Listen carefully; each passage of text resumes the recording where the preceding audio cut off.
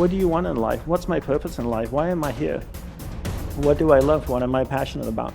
How many people can genuinely answer, this is my purpose in life? Very, very few people.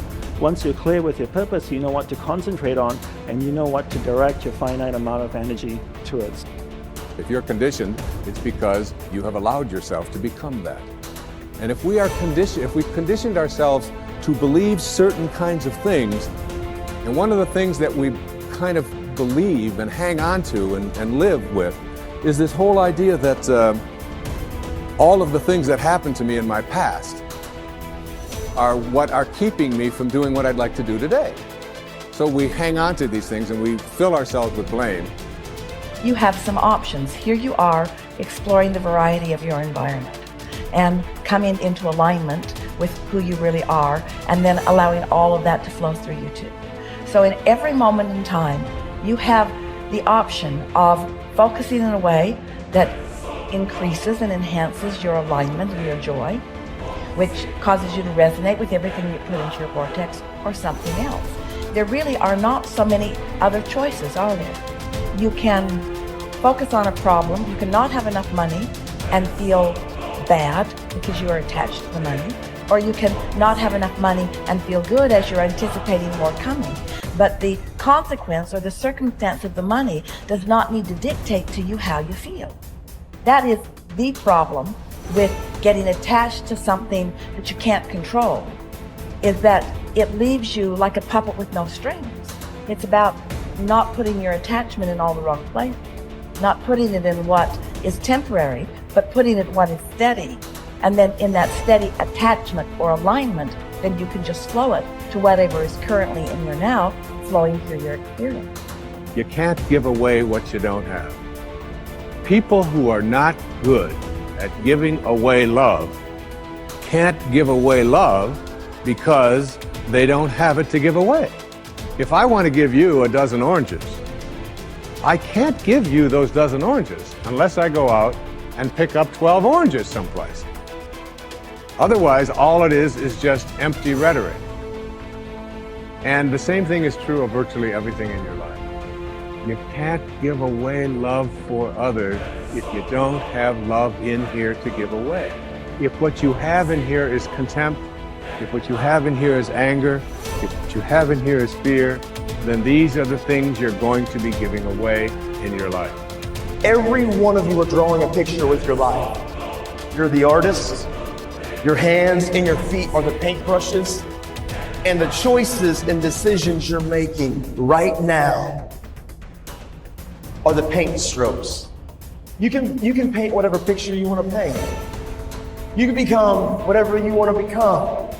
But your choices and decisions that you're making right now matter. You got to have the grit and the tenacity to push forward and give it a little bit more than what you have right now. Don't wait for the perfect timing. The perfect timing is never going to come because there's no such thing as perfect. There's never going to be a day where you wake up and you're like, this is the perfect day for me to finally change. All the things have lined up. My inbox is completely clear. I have nothing to do today. There's no distractions. The kids are finally perfectly on their own. Oh my gosh, my husband or wife is finally perfect on their own. Everybody is healthy around me. Everything is just perfect. The day is sunny and bright. And oh my gosh, look at all this gold that just happened to appear in front of me. It's not going to happen like that. You need to say, okay, there is never going to be a perfect time, so you need to set a D-Day. Literally, a day in which you say, that's the day. And then you need to marshal all of your motivation, all of your ability to learn and develop skills as fast as you can before that day. But when that day comes, that's D-Day. That's the day that you go. That's the day that you quit. And that has to be a real date for you. And you mark it on the calendar. That's the day you quit the thing. That's the day you walk out. That's the day that you leave that situation that is not healthy or satisfying or good for you or your soul or the people around you.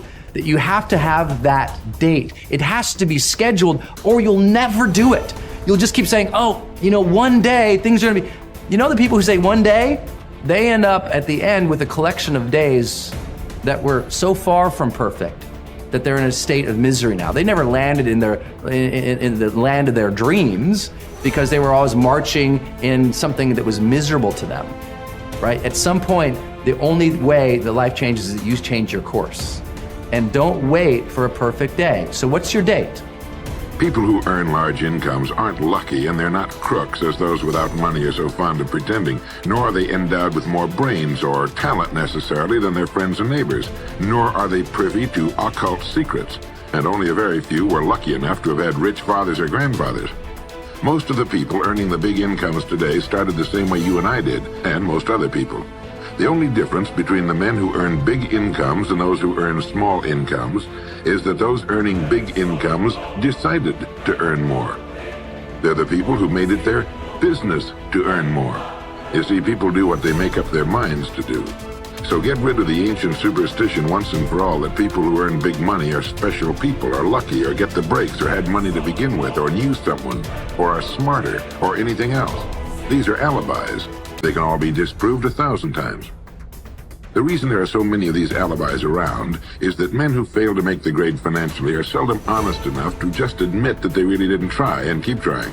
So in order to justify their failure, in order to remain seated, they dream up and pass along these old alibis. We're all self-made, but only the successful will admit it. The commitments we make to ourselves and to others, and our integrity to those commitments, is the essence and clearest manifestation of our proactivity. It is also the essence of our growth through our human endowments of self-awareness and consciousness. We become conscious of areas of weakness, areas for improvement, areas of talent that could be developed, areas that need to be changed or eliminated from our lives. Then, as we recognize and use our imagination and independent will to act on that awareness, making promises, setting goals, and being true to them, we build the strength of character, the being that makes possible every other positive thing in our lives. It is here that we find two ways to put ourselves in control of our lives immediately. We can make a promise and keep it, or we can set a goal and work to achieve it. As we make and keep commitments, even small commitments, we begin to establish an inner integrity that gives us the awareness of self-control and the courage and strength to accept more of the responsibility for our own lives. By making and keeping promises to ourselves and others, little by little, our honor becomes greater than our mood. The power to make and keep commitments to ourselves is the essence of developing the basic habits of effectiveness. Knowledge, skill, and desire are all within our control. We can work on any one to improve the balance of the three. As the area of intersection becomes larger, we more deeply internalize the principles upon which the habits are based and create the strength of character to move us in a balanced way toward increasing effectiveness in our lives. Get stronger. You can develop the muscle. You can develop the courage muscle. You can develop the inspiration muscle. You can develop the dedication muscle. You can get stronger. There isn't anybody here that can't get stronger. Next time we see you, may not even recognize you. How strong you're going to be able to become in language, in style, in personality, the ability to cope, the ability to handle with anything that happens, no matter what happens. And the third one is get better. We can all get better. I've gotten better. First talk I gave, I stood up, my mind sat back down. But here's the secret to my success. I stood up and did it again. Stood up and I did it again. And I did it again and I did it again all those many years ago. I did it when I was scared, and I did it when I didn't want to, and I did it when I was ill.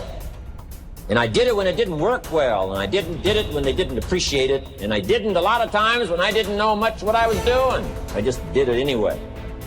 And now all these years later, I'm asked to walk on this stage with the greatest introduction I've ever had, greatest response and welcome I've ever had, the greatest opportunity I've ever had to touch this many lives with a mixture of words and heart and soul. I got better. I got better day by day and week by week and month by month, and I'm asking you to do the same thing until you can develop a long arm and a long reach, until you can develop influence that won't quit. Touch people next year you couldn't touch this year. Touch people now you couldn't touch before. Conduct a meeting now you couldn't conduct before. Heart and soul now mixed in there that wasn't there, missing before. I'm asking all of you to get better in spite of the winters, in spite of the downturn, the money downturn, the social downturn, the personal downturn, whatever it is. Just get stronger. Get better. The key is not to wish for a better winter, key is to wish for more strength, more wisdom, more courage, get better, get wiser, get stronger.